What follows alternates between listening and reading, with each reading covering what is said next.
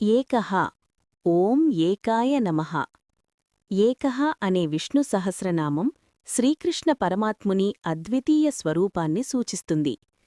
తత్వార్థంగా ఏక అంటే ఒకటే, రెండవది లేనిది, సర్వకారణభూతుడైన పరమాత్మకు సమానుడుగాని అతిక్రమించేవాడుగాని లేడు. ఆదిశంకరాచార్యుల భాష్యంలో ఏకః అనగా సజాతీయ విజాతీయ స్వగత భేదరహితుడైన పరబ్రహ్మ అని వివరించారు. భేదాలన్నీ అవిద్యావశాత్ కల్పితమై తత్వతః ఒకటే బ్రహ్మమని శంకరులు సూచించారు. పరాశర భట్టారుల వ్యాఖ్యానంలో ఏకః అనగా అనేక అవతారాలు నామరూపాలు ఉన్న స్వరూపంగా ఒకడే అయిన శ్రీకృష్ణుడని చెప్పారు. గోపాలుడిగా, సారథిగా, రాజుగా కనిపించిన భక్తులందరికీ ఏకైక శరణ్యుడైన కరుణామూర్తే ఏకః అని వ్యాఖ్యానించారు. నైకః ఓం నైకాయ నమః. నైకః అనే విష్ణు సహస్రనామం శ్రీకృష్ణ పరమాత్ముని అనేకత్వ ఏకత్వ ఐక్యస్వరూపాన్ని సూచిస్తుంది. తత్వార్థంగా నా ప్లస్ ఏక, ఒకటే కాదు అనిపించిన అనేక రూపాలలో ప్రకాశించేవాడు. పరమాత్మ ఒకడే అయినా అనేక నామరూపాలుగా అనుభవానికి వస్తాడు. ఆదిశంకరాచార్యుల భాష్యంలో నైకః అనగా మాయావశాత్ అనేకంగా కనిపించే పరబ్రహ్మ అని వివరించారు. తత్వతః ఒకటే అయిన బ్రహ్మ ఉపాధి భేదాల వల్ల నానాత్వంగా దర్శనమిస్తుందని శంకరులు సూచించారు. పరాశర భట్టారుల వ్యాఖ్యానంలో నైకః అనగా మత్స్యాది అవతారాలుగా, కృష్ణుడిగా, రాముడిగా అనేక రూపాలు ధరించిన స్వామి అని చెప్పారు. భక్తుల అవసరానుసారం అనేకంగా అవతరిస్తూ వారికొకడిగానే శరణ్యుడైన సౌలభ్యమూర్తే నైకః అని వ్యాఖ్యానించారు. సవః అంటే ఓం సవే నమః. సవః అనే విష్ణు సహస్రనామం శ్రీకృష్ణ పరమాత్ముని సర్వప్రేరక స్వభావాన్ని సూచిస్తుంది. తత్వార్థంగా సవ అంటే ప్రేరణ, ఉత్సాహం, చైతన్యం. సమస్త జీవులను కర్మలలో నడిపించే అంతర్యామి శక్తి పరమాత్మనే సవః. ఆది శంకరాచార్యుల భాష్యంలో సవః అనగా సమస్త కర్మలకు ప్రవర్తకుడైన పరబ్రహ్మ అని వివరించారు. ఇంద్రియాలు, మనస్సు, బుద్ధి అన్నీ ఆయన సన్నిధిలోనే క్రియాశీలమవుతాయని శంకరులు సూచించారు. ఆయన లేక ఏ కర్మకు చైతన్యం లేదు. పరాశర భట్టారుల వ్యాఖ్యానంలో సవః అనగా భక్తుల హృదయాలలో ధర్మకర్మలకు ప్రేరణనిచ్చే శ్రీకృష్ణుడని చెప్పారు. గీతాబోధ ద్వారా అర్జునునికి కర్తవ్యబోధను కలిగించి యుద్ధానికి ఉత్సాహం నింపినవాడే సవః. భక్తులను సత్కార్యాల వైపు నడిపించే కరుణామూర్తే సవః అని వ్యాఖ్యానించారు. కః ఓం కాయ నమః. కః అనే విష్ణు సహస్రనామం శ్రీకృష్ణ పరమాత్ముని పరమ కారణత్వాన్ని సూచిస్తుంది. తత్వార్థంగా క అనే అక్షరం సంస్కృతంలో సుఖం, బ్రహ్మ, ఆకాశం వంటి అర్థాలకు సూచిక. కః అనగా సమస్త సృష్టికి మూలకారణమైన పరబ్రహ్మ. ఆది శంకరాచార్యుల భాష్యంలో కః అనగా కస్మాత్ ఇతి కః, ఎవరి నుండి ఈ జగత్తు ఉద్భవించిందో ఆ పరబ్రహ్మ అని వివరించారు. సృష్టి, స్థితి, లయాలకు కారణమైన ప్రశ్నాతీతమైన తత్వం ఆయనేనని శంకరులు సూచించారు. పరాశర భట్టారుల వ్యాఖ్యానంలో కః అనగా వాసుదేవుడైన శ్రీకృష్ణుడే జగత్తుకు ఆది కారణమని చెప్పారు. బాలుడిగా, సారథిగా కనిపించినా నిజంగా సమస్త లోకాల ఆదిపురుషుడైనవాడు ఆయనే.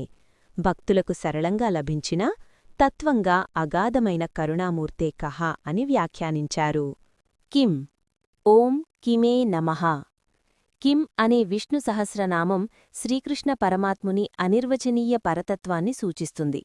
తత్వార్థంగా కిం అనగా ఏది అనే ప్రశ్నారూప పదం. పరమాత్మ స్వరూపం వాక్కులకు, మనస్సుకు అతీతమైనదైనందున ఆయనను నిర్వచించలేక ఉపనిషత్తులు కూడా ప్రశ్నారూపంగా సూచించాయి. ఆది శంకరాచార్యుల భాష్యంలో కిం అనగా యత్ వాచో నివర్తంతే అనే తత్వానికి సూచనగా నిర్వచనాతీతమైన పరబ్రహ్మ అని వివరించారు. జ్ఞాన విషయంగా గ్రహించలేని ఆ పరతత్వమే కిం అని శంకరులు సూచించారు.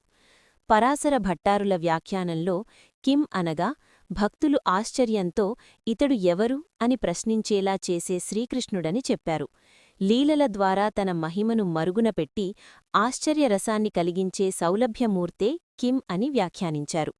యత్ ఓం యతే నమః.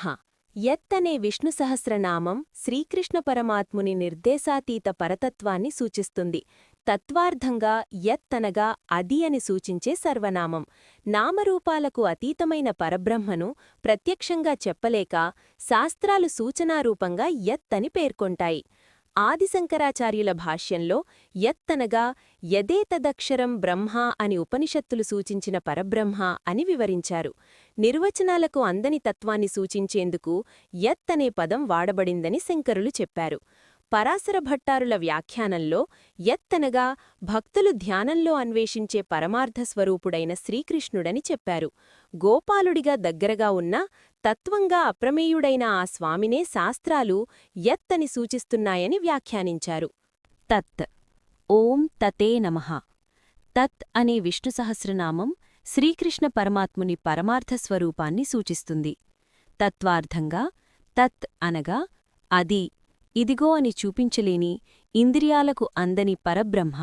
ఉపనిషత్తులలో తత్వమసి వంటి మహావాక్యాలలో ఈ పదం పరబ్రహ్మను సూచిస్తుంది. ఆదిశంకరాచార్యుల భాష్యంలో తత్ అనగా నామరూపాతీతమైన పరబ్రహ్మ అని వివరించారు.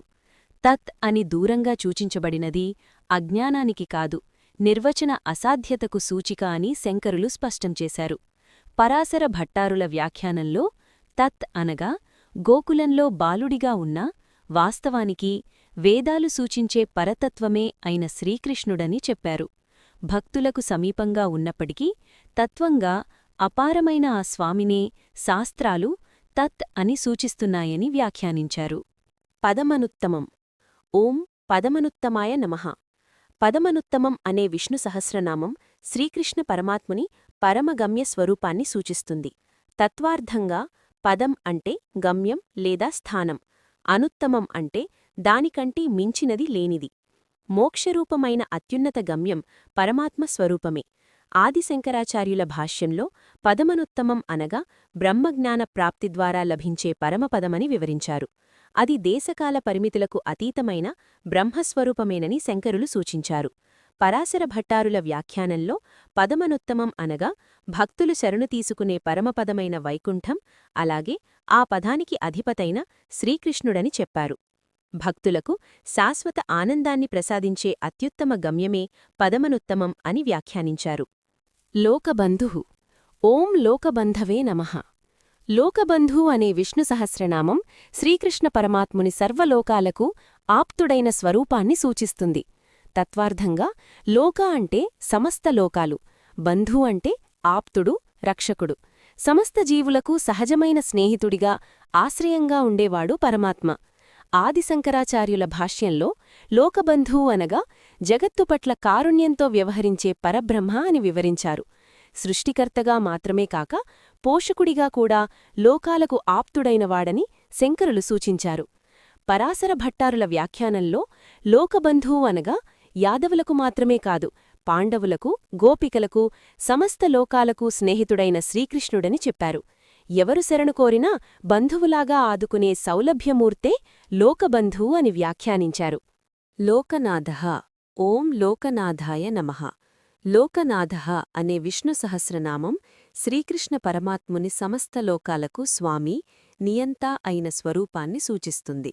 తత్వార్థంగా లోక అంటే సమస్త జగత్తు, నాథ అంటే అధిపతి, ఆశ్రయదాత. అన్ని లోకాలు ఆయన ఆధీనంలోనే నిలిచి ఉన్నాయి. ఆదిశంకరాచార్యుల భాష్యంలో లోకనాథః అనగా సృష్టి, స్థితి, లయాలకు అధిపతైన పరబ్రహ్మ అని వివరించారు.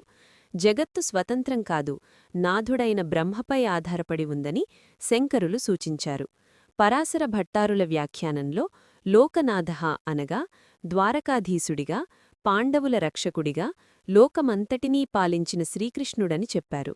భక్తులు ఆశ్రయించినప్పుడు రక్షణనిచ్చే నిజమైన నాథుడే లోకనాథః అని వ్యాఖ్యానించారు. మాధవః. ఓం మాధవాయ నమః. మాధవః అనే విష్ణు సహస్రనామం శ్రీకృష్ణ పరమాత్ముని మాధుర్య లక్ష్మీ సంయుక్త స్వరూపాన్ని సూచిస్తుంది. తత్వార్థంగా మా అంటే లక్ష్మి, ధవ అంటే స్వామి, లక్ష్మీదేవికి అధిపతి అయిన పరమాత్మ మాధవుడు. మరో అర్థంగా మా అంటే మాయ. మాయను అధీనం చేసుకున్నవాడు మాధవుడే. ఆది శంకరాచార్యుల భాష్యంలో మాధవః అనగా లక్ష్మీపతి అయిన పరబ్రహ్మ అని వివరించారు. మాయాధీసుడిగా మాధవుడు జగత్తును నియంత్రిస్తాడని శంకరులు సూచించారు. పరాశర భట్టారుల వ్యాఖ్యానంలో మాధవః అనగా వసంతకాలమైన మాధవమాసంలో అవతరించిన శ్రీకృష్ణుడని, అలాగే గోపికలకు అపారమైన మాధుర్యానందాన్ని పంచినవాడని చెప్పారు. లక్ష్మీ సమేతుడై భక్తులకు సౌభాగ్యాన్ని ప్రసాదించే కరుణామూర్తే మాధవః అని వ్యాఖ్యానించారు. భక్తవత్సలః ఓం భక్తవత్సలాయ నమః. భక్తవత్సలః అనే విష్ణు సహస్రనామం శ్రీకృష్ణ పరమాత్ముని భక్తుల పట్ల అపారమైన ప్రేమను సూచిస్తుంది. తత్వార్థంగా భక్త అంటే శరణాగతుడు, వత్సల అంటే తల్లిలా స్నేహంతో కాపాడేవాడు. భక్తులను తన పిల్లలవలె ఆదరించి రక్షించే స్వామి ఆయనే. ఆదిశంకరాచార్యుల భాష్యంలో భక్తవత్సలః అనగా శరణాగతుల పాపాలను క్షమించి వారికి మోక్షాన్ని ప్రసాదించే పరబ్రహ్మ అని వివరించారు. భక్తిపై కరుణే ఆయన స్వభావమని శంకరులు సూచించారు. పరాశర భట్టారుల వ్యాఖ్యానంలో భక్తవత్సలః అనగా గోపికల పట్ల, పాండవుల పట్ల, సుదాముడి పట్ల అపారమైన ప్రేమను చూపిన శ్రీకృష్ణుడని చెప్పారు. భక్తుని చిన్న సేవకే అపారమైన ఫలాన్నిచ్చే సౌలభ్యమూర్తే భక్తవత్సలః అని వ్యాఖ్యానించారు.